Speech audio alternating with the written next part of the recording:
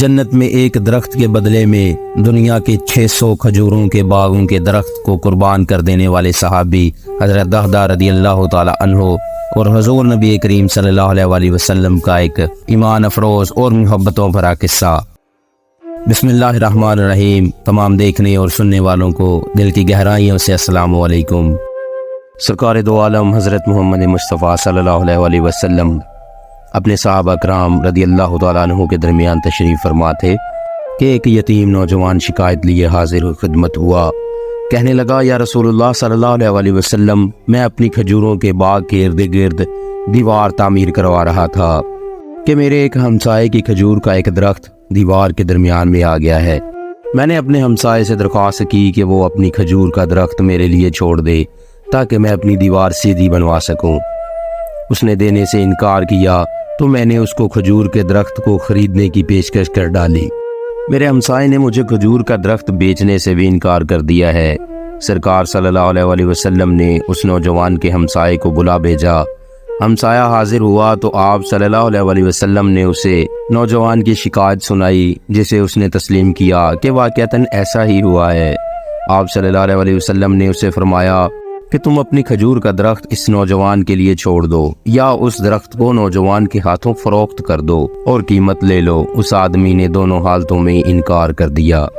حضور نبی کریم صلی اللہ علیہ وسلم نے اپنی بات کو ایک بار پھر دہرایا اور فرمایا کہ میں پیشکش کو بڑھا دیتا ہوں۔ آپ نے فرمایا، کھجور کا درخت اس نوجوان کو فروخت کر کے پیسے بھی وصول کر لو اور تمہیں جنت میں بھی ایک عظیم الشان کھجور کا درخت ملے گا، جس کے سائے کی طوالت میں ایک سوار 100 سال تک چلتا رہے گا۔ دنیا کے ایک درخت کے بدلے میں جنت میں ایک درخت کی پیشکش ایسی عظیم تھی جس کو سن کر مجلس میں موجود سارے صحابہ کرام رضی اللہ تعالیٰ عنہ دنگ رہ گئے۔ سب یہی سوچ رہے تھے کہ ایسا شخص جو جنت میں ایسے عظیم الشان درخت کا مالک ہو، کیسے جنت سے محروم ہو کر دوزخ میں جائے گا۔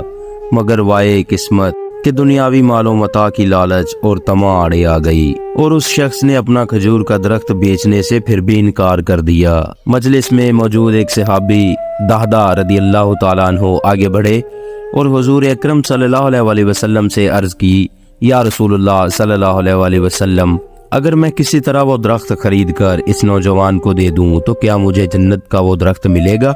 حضور نبی کریم صلی اللہ علیہ وسلم نے جواب دیا، ہاں، تمہیں وہ درخت ملے گا۔ دہدہ رضی اللہ تعالیٰ عنہ اس آدمی کی طرف پلٹے اور اس سے پوچھا، میرے کھجوروں کے باغ کو جانتے ہو اور مجھے جانتے ہو کہ میں کون ہوں؟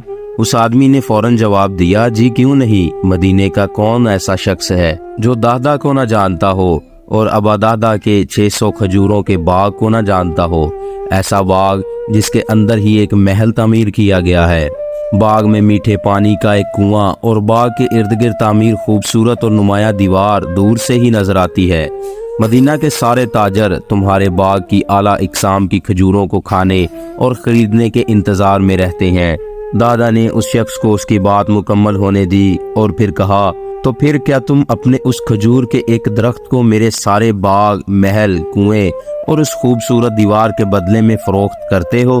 اس شخص نے غیر یقینی سے سرکار دو عالم صلی اللہ علیہ وسلم کی طرف دیکھا کہ کیا عقل مانتی ہے کہ ایک کھجور کے درخت کے بدلے اسے ابا دہدہ کے 600 کھجوروں کے باغ کا قبضہ بھی مل پائے گا کہ نہیں؟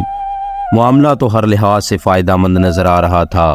حضور پاک صلی اللہ علیہ وسلم اور مجلس میں موجود صحابہ کرام رضوان اللہ علیہ مجمعین نے گواہی دی اور معاملہ طے پا گیا۔ ابا دہدہ نے خوشی سے حضور اکرم صلی اللہ علیہ وسلم کو دیکھا اور سوال کیا، یا رسول اللہ صلی اللہ علیہ وسلم، جنت میں میرا ایک کھجور کا درخت پکا ہو گیا نا؟ آپ صلی اللہ علیہ وسلم نے فرمایا، نہیں۔ ابا دہدہ حضور کے جواب سے حیرت زدہ ہوئے۔ آپ صلی اللہ علیہ وسلم نے اپنی بات کو مکمل کرتے ہوئے جو کچھ فرمایا اس کا مفہوم کچھ یوں بتایا ہے کہ اللہ رب العزت نے تو جنت میں ایک درخت محض ایک درخت کے بدلے میں دینا تھا، تم نے تو اپنا پورا باغ ہی دے دیا۔ اللہ رب العزت جو دو کرم میں بے مثال ہے، انہوں نے تجھے جنت میں کھجوروں کے اتنے باغات عطا کیے ہیں کہ کثرت کی بنا پر جن کے درختوں کی گنتی بھی نہیں کی جا سکتی۔ ابادہدا میں تجھے پھل سے لدے ہوئے ان درختوں کی کس قدر تعریف بیان کروں۔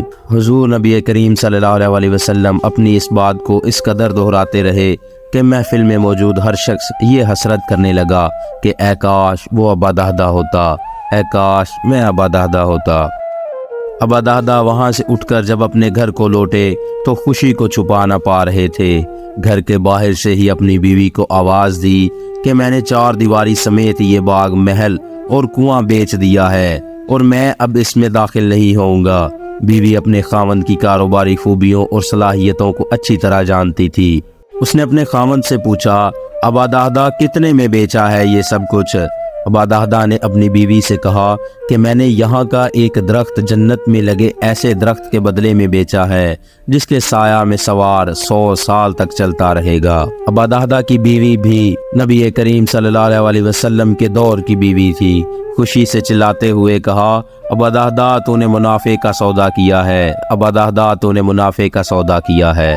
ابادہدا نے وہاں سے اپنے بیوی اور بچوں کو لیا اور اس گھر سے اور اس محل سے ایک چیز بھی نہ اٹھائی اور وہاں سے چل دیے۔ یہ ہیں وہ صحابہ کرام رضی اللہ تعالیٰ عنہ جو حضور نبی کریم صلی اللہ علیہ وسلم کی زندگی پر، ان کی ایک قول پر اپنی جان دینے تک کے لیے تیار ہوتے تھے اور ان سے والہانہ عشق اور محبت کی اعلیٰ مثالیں قائم کر دیتے تھے۔